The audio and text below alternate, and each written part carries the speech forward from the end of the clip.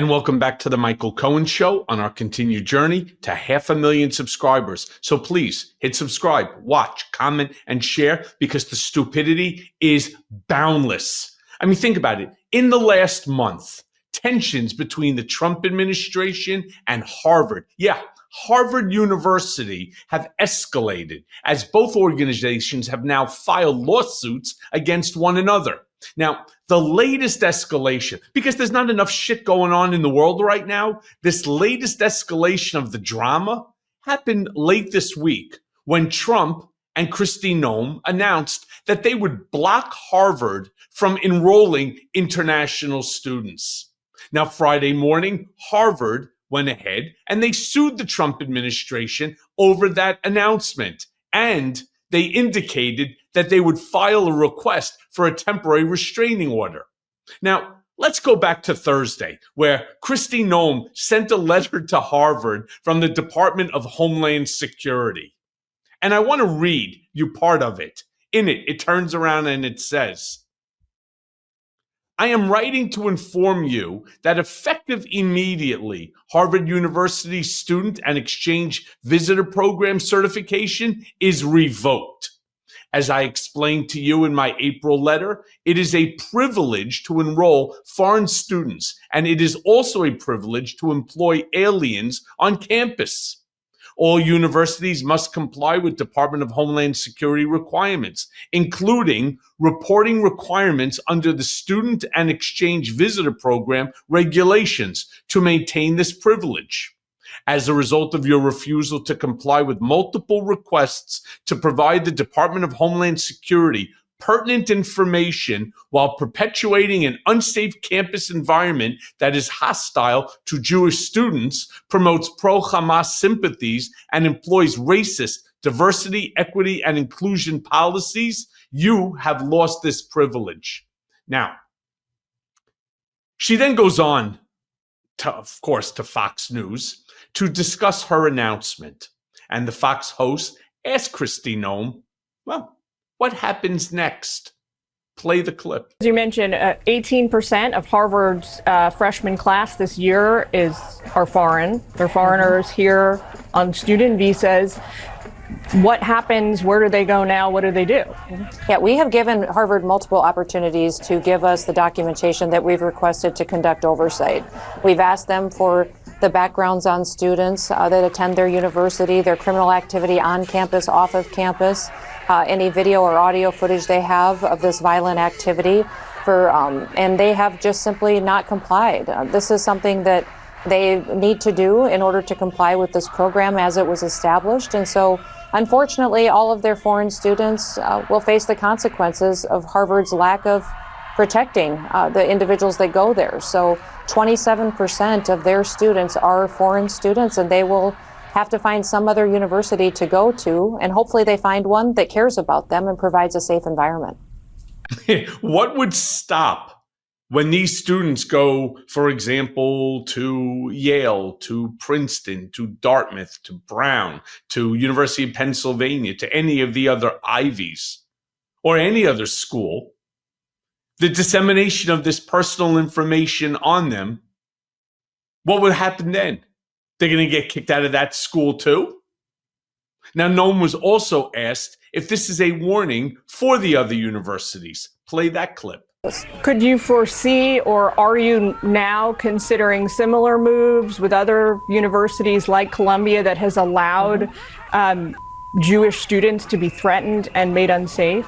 Absolutely. We are absolutely. This should be a warning to every other university to get your act together. Get your act together, because we are coming to make sure that these programs, that you are facilitating an environment where students can learn, where they're safe, and that they're not discriminated against based on their race or their religion. Anti-Semitism will not be stood for, and any participation with a country or an entity or a terrorist group that hates America and perpetuates this kind of violence, we will stop it, and we will not allow that to happen, especially in places where our kids need to grow up and really learn what this country is about, what the world is about, and what it means to promote freedom and liberty.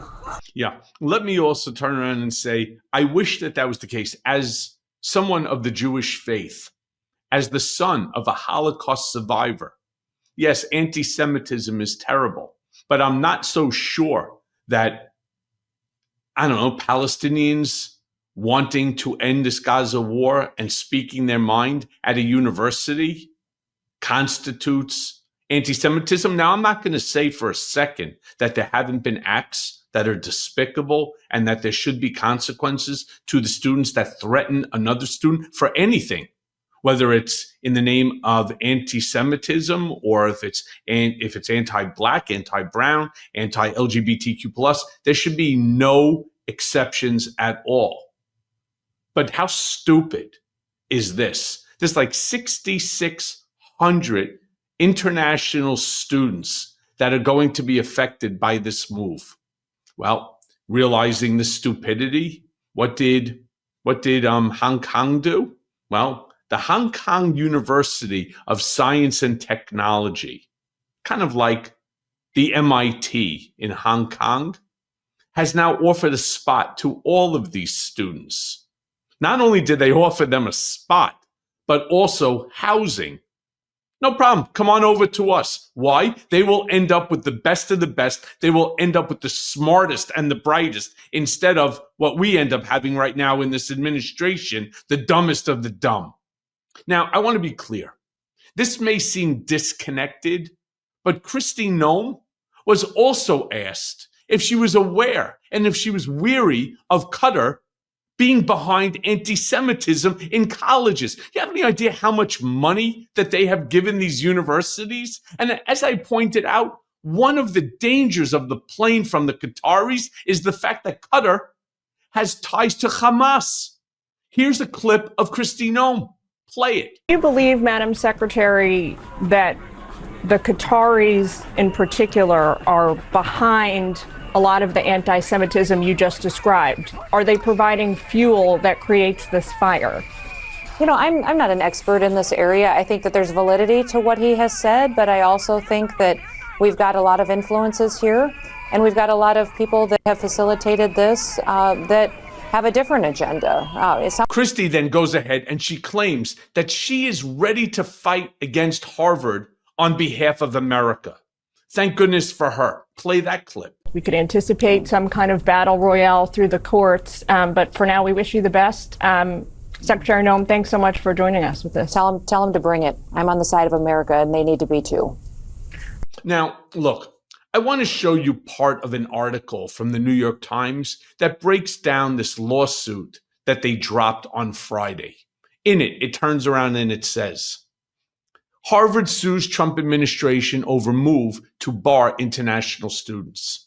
Less than 24 hours earlier, the Trump administration has said it would block current and future international students from attending the university. Further, Harvard University sued the Trump administration less than 24 hours after the Department of Homeland Security said it would block international students from attending the nation's oldest university and one of its most prestigious.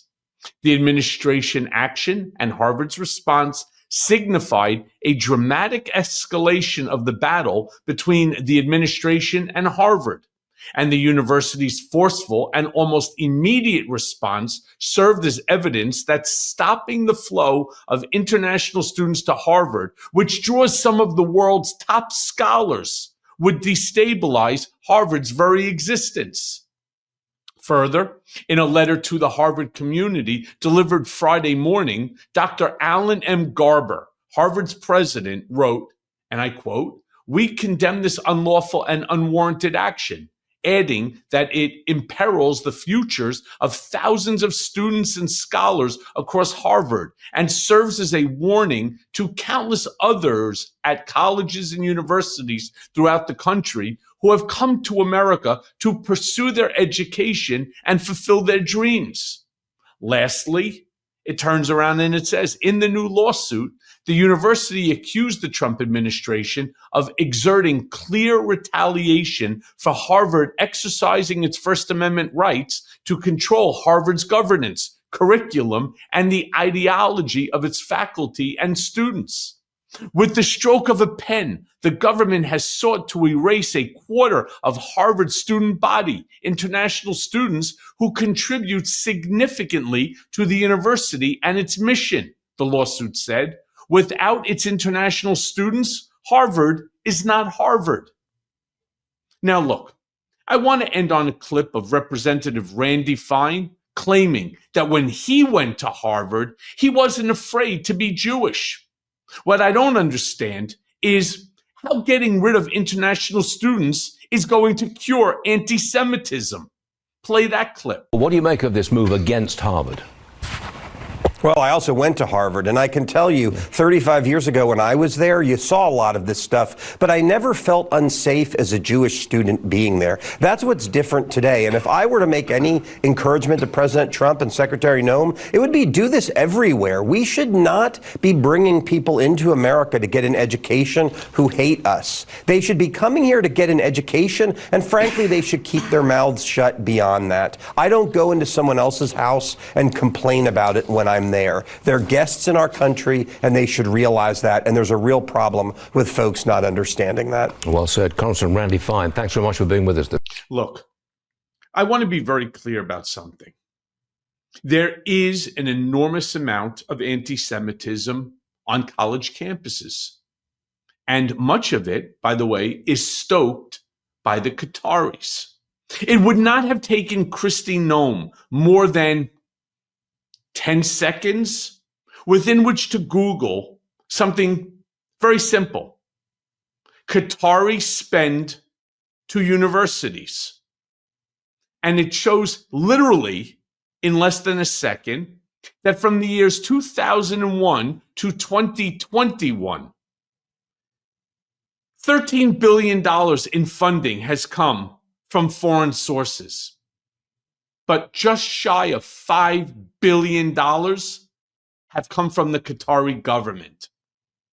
So if in fact that you want to blame anti-Semitism on something, on some group, I don't know, maybe it's the same group that funded Hamas, that's responsible for the kidnapping, the torture, the murder of innocent Jews that were doing nothing more than attending a music festival? Oh, I have an idea. Let's just take a plane from them. Do we call that compensation? I call it stupidity. It's why I continue to say, help to grow this community. Together, we'll stop this.